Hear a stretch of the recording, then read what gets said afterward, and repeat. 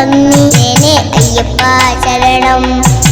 അയ്യപ്പ സ്വാമിയെ കാണുവാനായി മലയണിഞ്ഞേനെ ചിന്തയിലെന്നും വന്നേനെ അയ്യപ്പ ശരണം.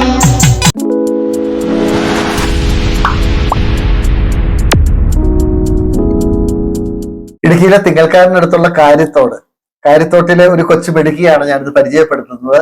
ആരാധ്യ സതീശൻ കുന്നത്തോട്ടത്തിൽ. നമസ്കാരം. നമസ്കാരം. എത്ര വയസ്സുണ്ട് ഇപ്പോഴ്? 4 വയസ്സ്. എവിടെയാ പഠിക്കുന്നത്? എവിടെ? കാര്യത്തോട്ടിലെ അംഗൻവാടിയിലാണ് ആരാധ്യ പഠിക്കുന്നത്. ആരാധ്യയുടെ വീട്ടിലെ അച്ഛന്റെ പേര് പറഞ്ഞേ. സതീശൻ. അമ്മ? അനുഅമ്മ. പിന്നെ ആരൊക്കെ ഉള്ള വീട്ടില്? ചേച്ചിമാരുണ്ടോ? ചേച്ചിമാരുടെ പേരെന്താ? ആദിത്യ, ശ്രീലക്ഷ്മി. എത്ര പാട്ടുകൾ ആരാധ്യ പാടിയിട്ടുണ്ട് ഇപ്പോഴ്? കുറെ പാട്ടുകൾ പാടിയിട്ടുണ്ട്. ഇപ്പൊ ആരാധ്യയുടെ ഒരു ആൽബം പ്രകാശനം ചെയ്ത് കഴിഞ്ഞു. ഇത് കൂടാതെ മറ്റൊരു പ്രത്യേകത, ദൈവദശകം പൂർണ്ണമായിട്ട് ആരാധ്യക്ക് അറിയാം. ചെറിയ പ്രായം തൊട്ട് തന്നെ 3 വയസ്സിലൊക്കെ ദൈവദശകം കാണാതെ പഠിച്ചു. അപ്പൊ ആരാധ്യയാണെന്ന് പരിചയപ്പെടുത്തുന്നത്. ദൈവമേ കാത്തുകൊള്ളുന്നു, കൈവിടാതിന്നു ഞങ്ങളെ, നാവികന്നി പവാത്തിച്ചുഴാവിവൻ തോളി നിമ്പതും ഒന്നായി എണ്ണി എണ്ണി തൊട്ടെണ്ണം പൊറുങ്ങില നിന്നിലും തുക്ക പോലുള്ള നിന്നില സ്പന്ദമാകണം. അന്നവസ്ഥാതെ മുട്ടാതെ തന്നരക്ഷിച്ചു ഞങ്ങളെ, ധന്യരാക്കുന്ന നീയെന്നു തന്നെ ഞങ്ങൾക്കു തമ്പുരാൻ. ആരാധ്യയുടെ കുടുംബാംഗങ്ങളാണ് ഇപ്പോൾ ഇവിടെ നിൽക്കുന്നത്. നമസ്കാരം. നമസ്കാരം സാറേ. എൻ്റെ പേര് സതീശൻ.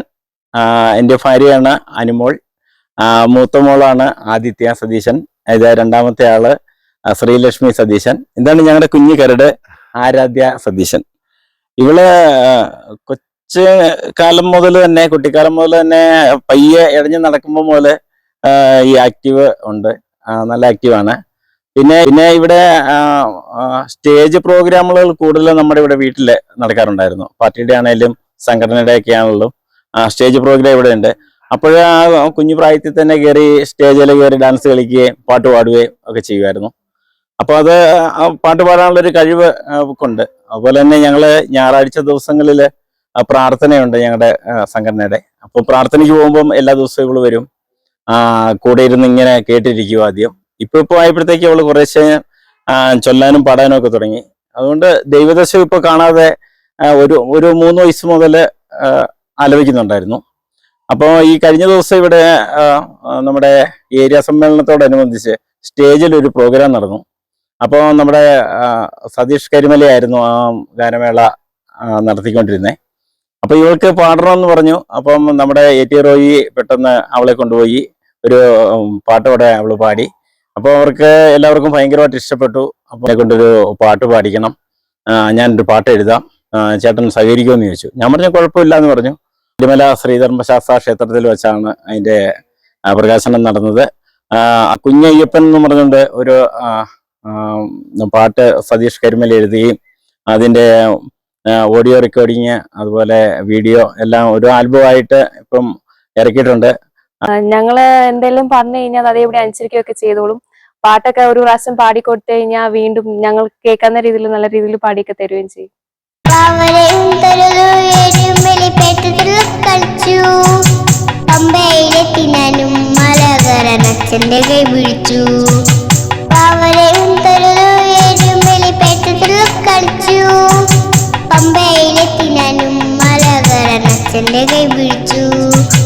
അയ്യപ്പ സ്വാമിയെ കാണുവാനായി മലയണിഞ്ഞേനെ ചിന്തയിലെന്നും വന്നേനെ അയ്യപ്പ ശരണം.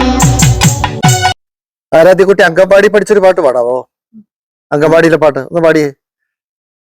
തലയാട്ടടി തലയാട്ടടി തലയാട്ടടി ബൊമ്മ കണ്ണു ചിമ്മടി കണ്ണു ചിമ്മടി കണ്ണു ചിമ്മടി ബൊമ്മെ മെയ്യാട്ടടി മെയ്യാട്ടടി മെയ്യാട്ടടി ബൊമ്മെ കയ്യാട്ടടി കയ്യാട്ടടി കയ്യാട്ടടി ബൊമ്മെ ഇടുപ്പലക്കടി ഇടുപ്പലക്കടി ഇടുപ്പലക്കടി ബൊമ്മെ കാലാട്ടടി കാലാട്ടടി കാലാട്ടടി ബൊമ്മെ മുള്ളൊരു കുഴിയെടുത്തിട്ട് വാഴ തയ്യെന്നു നട്ടു ഞാൻ ചപ്പുചവറുകൾ വാഴയിട്ടതിൽ ചോട്ടിൽ വെള്ളമൊഴിച്ചു ഞാൻ മെല്ലെ മെല്ലെ വളർന്ന വാഴയിൽ നല്ലൊരു പൂവ് കണ്ടു ഞാൻ എന്റെ വാഴ കൊലച്ചു നിന്നപ്പോൾ എന്റെ കണ്ണു നിറഞ്ഞുപോയി വാനക്കോണില്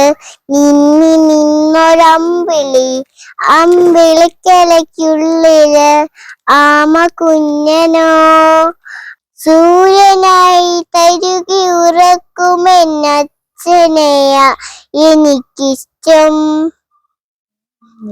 ഞാനൊന്ന് കരയുമ്പോൾ അറിയാതെ നിൽക്കുമെന്നച്ഛനെയാ എനിക്കിഷ്ടം